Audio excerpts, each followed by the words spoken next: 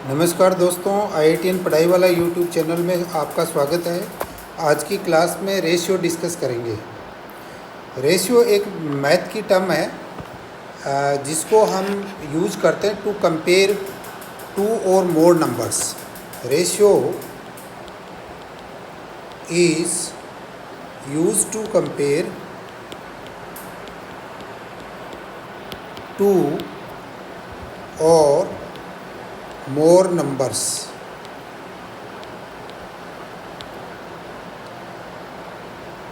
Basically ratio को अपन define किस तरीके से कर सकते हैं। Ratio can be defined as the comparison of two quantities of the same units. Ratio is defined as the comparison of two quantities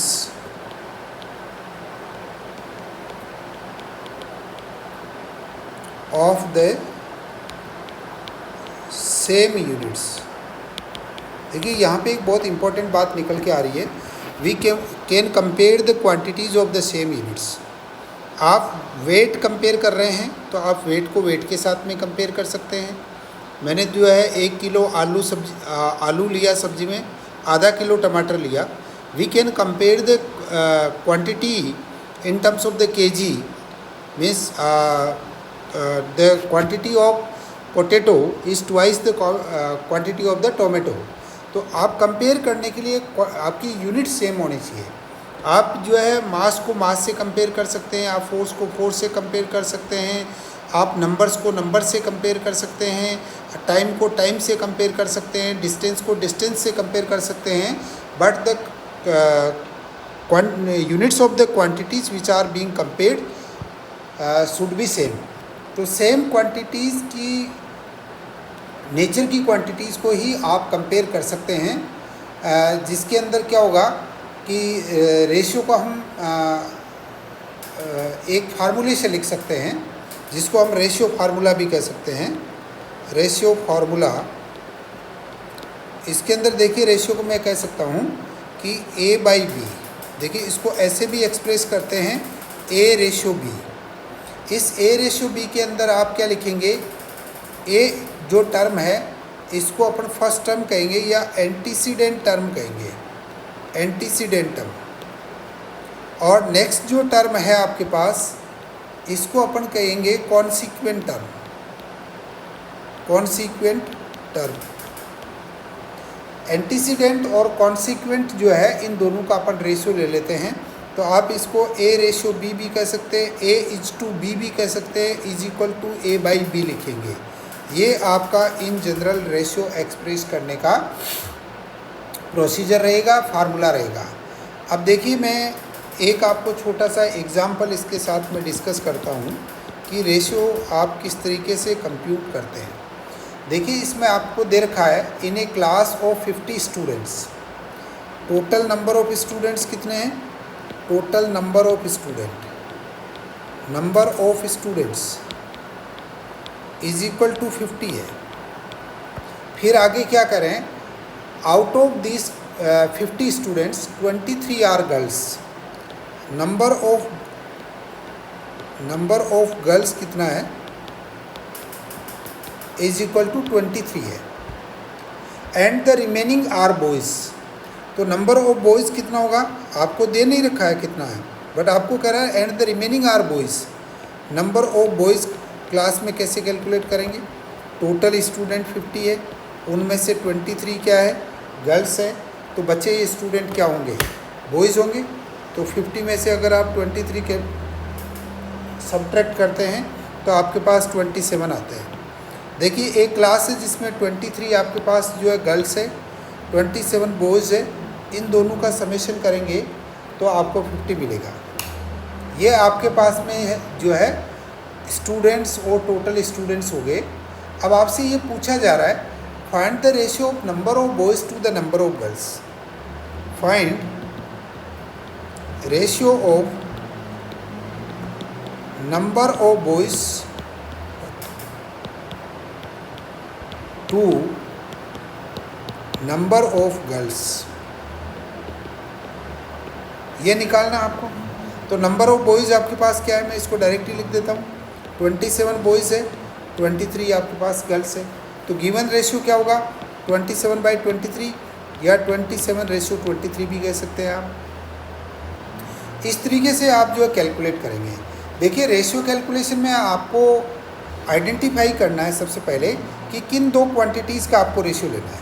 वो quantities आप जिस फर्स्ट टर्म और सेकंड टर्म आइडेंटिफाई कर ले, मीन्स इसको आप इन दो के फॉर्म्स में ले ले, एंटीसीडेंट टर्म और कॉन्सिक्वेंट टर्म ले ले, फिर एंटीसीडेंट अपॉन कॉन्सिक्वेंट का रेशियो कैलकुलेट कर ले।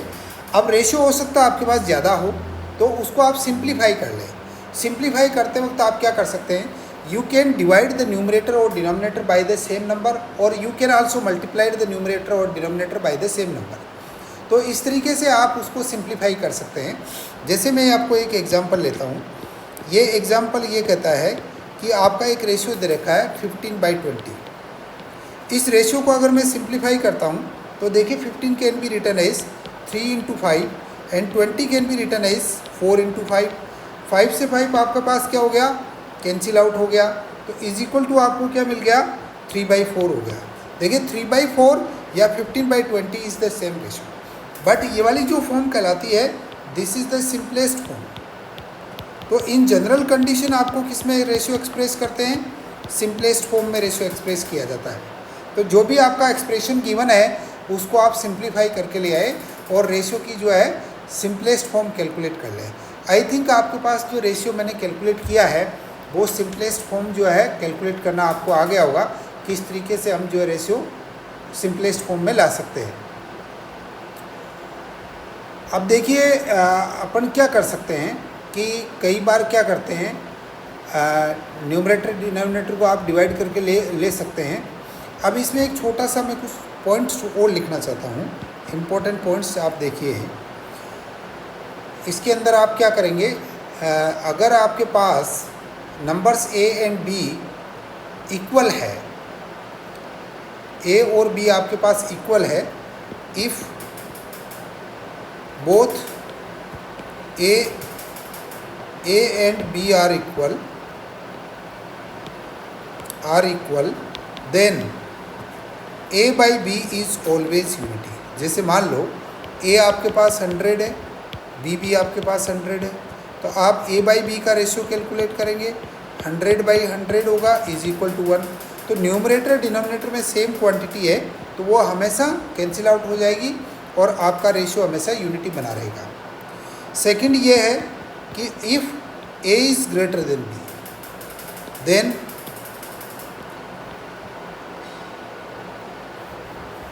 if a is greater than b then a/b is greater than 1।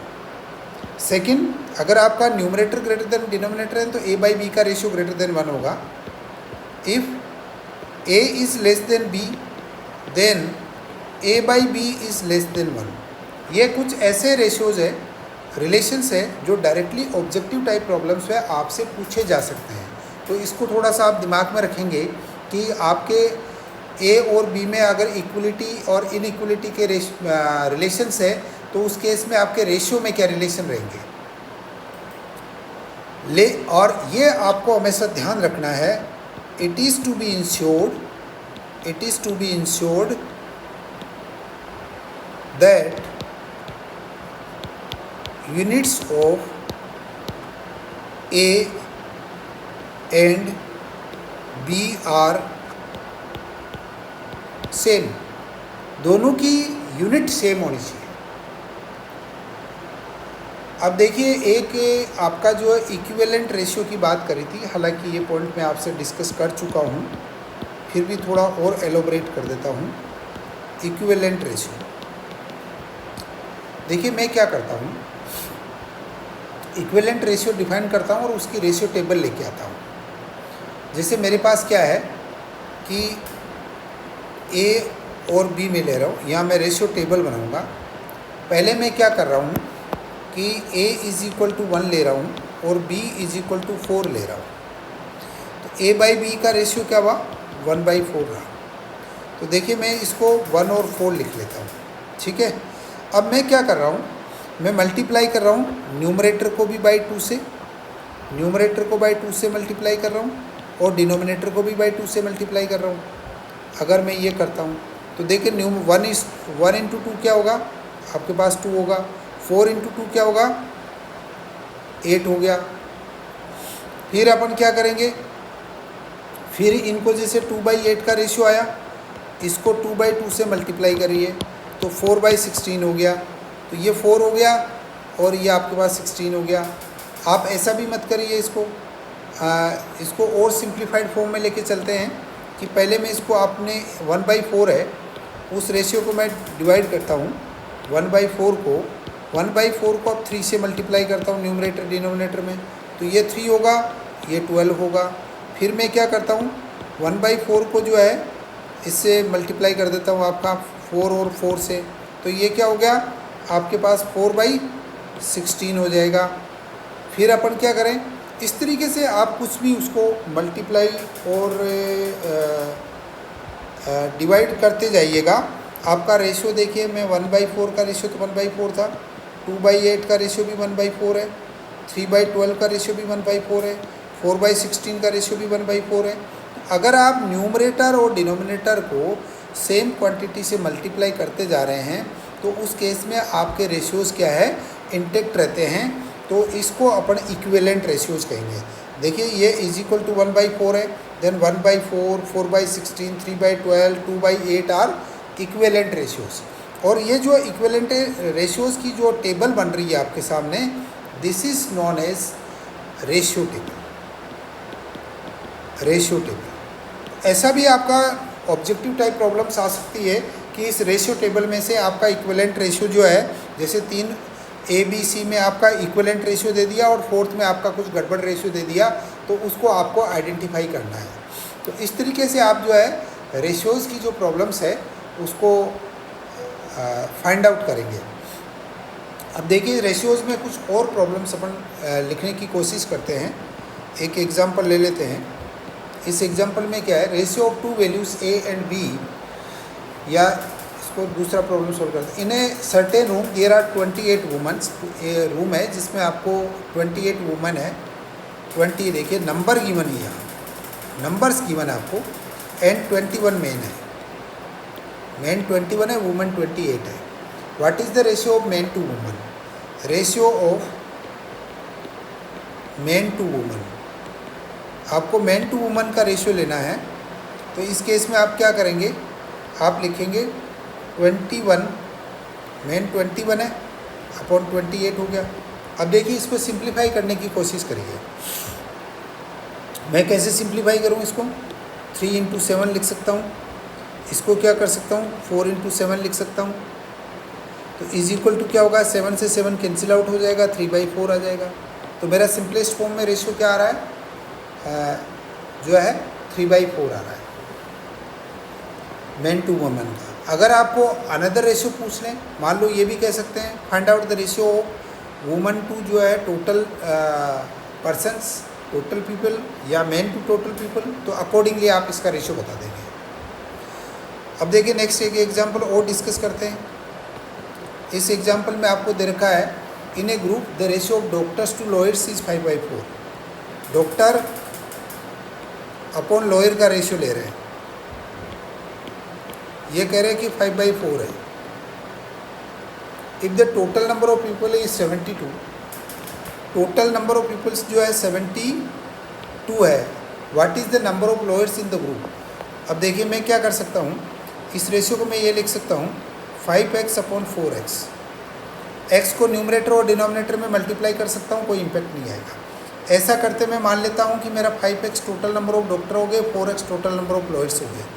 तो 5x प्लस 4x आपका total number of doctors plus total number of lawyers is equal to 72 होना चाहिए। तो ये 9x is equal to, it implies that 9x is equal to 72 हो गया। It implies that x is equal to 72 upon 9 हो गया। आप 72 upon 9 का रेशियो कैलकुलेट कर लीजिए, तो 72 अपॉन 9 आपके पास कितना आएगा, 8 आ गया। तो आपके पास x का वैल्यू 8 आ गया। अब देखिए नंबर ऑफ लॉयर्स है कितने हैं, नंबर ऑफ लॉयर्स कितने हैं आपके पास, इज इक्वल टू 4x है। तो 4 इंटू 8 हो गया, इज इक्वल टू कितना आ गया 32 लोअर्स है। इस प्रॉब्लम में ये भी पूछा जा सकता था कि आप नंबर ऑफ डॉक्टर्स बताइए, तो नंबर ऑफ डॉक्टर्स कितना होगा, नंबर ऑफ डॉक्टर्स आपके पास क्या है, इज इक्वल टू 5x है, इज इक्वल टू 5 इंटू 8 है, तो कितना होगा, ये 40 हो गया। दोनों का समेशन कर लीजिए, 72 आ जाता है। इस तरीके से रेशियो की प्रॉब्लम्स जो है आप सोल्व करेंगे। देखिए एक प्रॉब्लम मैं फिर लिख रहा हूँ, एग्जाम्पल लिख लेते हैं। एग्जाम्पल ये है आपके पास, इफ ए बे in a bag there are a certain number of toy blocks with alphabets A, B, C and D written on them. Toy blocks है जिसमें आपने A, B, C और D उन पे लिखा हुआ है, D उन पे आपने क्या कर रखा है, लिख रखा है। The ratio of blocks A, B, C and D are in the ratio A ratio B ratio C ratio D is equivalent to 4 ratio 7 ratio 3 ratio 1. If A block is 50 more than the number of C blocks, what is the number of B blocks? ये कह रहा है कि A block जो है वो C block से 50 ज़्यादा है। A block is 50 more than the number of C blocks. What is the number of B blocks? देखिए मैं पहले A बाई सी का रेशियो लेता हूँ। A और C का इन्फॉर्मेशन गिवन है।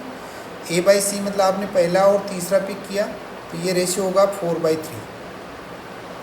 अब वो ये कह रहे हैं कि A block is 50 more than the C block. इसका मतलब ये हुआ कि मैं यहाँ सॉल्यूशन लिख दें, थोड़ा डिफ्रेंशिएट कर देते हैं। इसका मतलब ये हुआ, देखिए C is equal to A is equal to लिखते हैं, A इज इक्वल टू, वो कह रहे हैं A is 50 more than C। इसका मतलब C में अगर 50 ऐड करेंगे तो A मिलेगा। तो इस इक्वेशन में C प्लस 50 लिख सकता हूँ, अपॉन C लिख सकता हूँ, ये 4/3 हो गया। It implies that 3C plus cross multiplication कर दो, 150 इज इक्वल टू 4C हो गया। It implies that 150 is equal to 4C minus 3C हुआ। It implies that 150 is equal to C हो गया। तो C आपके पास कितना मिला, 150 मिला। अब C अगर आपके पास 150 मिला तो उस केस में हमें क्या करना है कि B कैलकुलेट करना है। तो आप देखिए B बाई C का रेशियो ले लीजिए, B सेकंड और थर्ड का रेशियो है।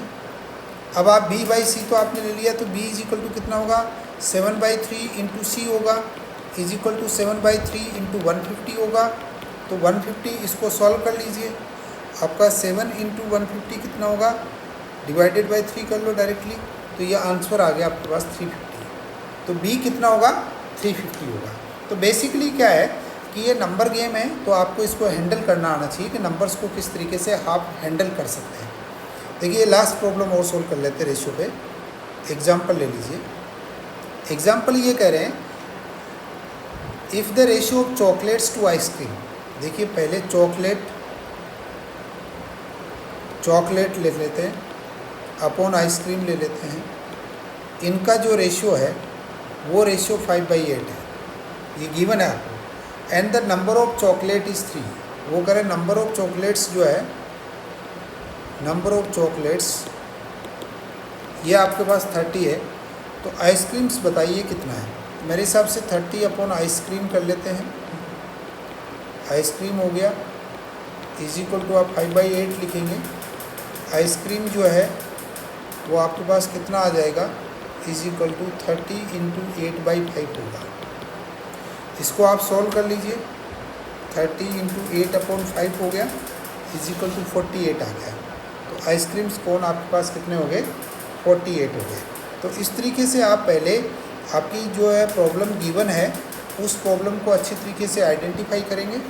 आइडेंटिफाई करके फिर आप गिवन जो आपसे क्या कैलकुलेट करवा रहा है, आपसे क्या जानना चाह रहा है, उसको आइडेंटिफाई करेंगे। फिर आप इक्वेशंस अप्लाई करेंगे, फार्मूलेज अप्लाई करेंगे, फिर उनको सॉल्व करेंगे और फाइनल रिजल्ट फाइंड आउट करेंगे। तो आज की क्लास में अपन ने रेशियो डिस्कस किया है। हम continuously next videos mental ability से रिलेटेड जो है पोस्ट करते रहेंगे। उसके लिए आप IITian पढ़ाई वाला यूट्यूब चैनल को सब्सक्राइब कर लिए और कंटिन्यूसली विजिट करते रहिए। Thank you so much.